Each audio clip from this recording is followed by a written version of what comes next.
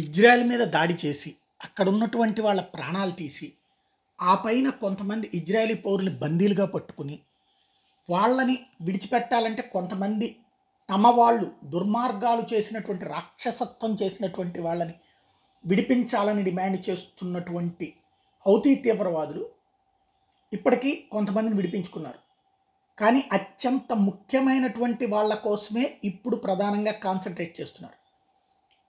క్రూరమైన హత్యలు చేసి ఇజ్రాయేలీ పౌరుల్ని చంపి తగలబెట్టి అరాచకాలు చేసి ఇజ్రాయెల్ పోలీసులకు దొరికిపోయి యావజ్జీవ శిక్ష అనుభవిస్తున్నటువంటి ఇద్దరు నాయకుల మీద ప్రధానంగా కాన్సన్ట్రేట్ చేశారు.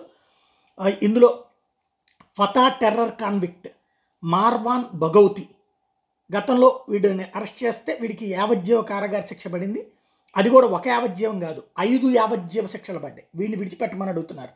అట్లాగే మరొకడు పిఎఫ్ఎల్పి హెడ్ అహ్మద్ సదాత్, ఈ ఇద్దరిని తప్పనిసరిగా విడిచిపెట్టాలంటున్నారు. ఆ ఇద్దరు ఎలాంటి క్రూరులు అంటే మనకు కనుక ఇదివరకు మసూద్ అజార్ లాంటి వెధవలు అనమాట, అంతకంటే రాక్షసులు ఈ వెధవలు. ఇట్లాంటి వాళ్ళని విడిచిపెట్టమంటున్నారు.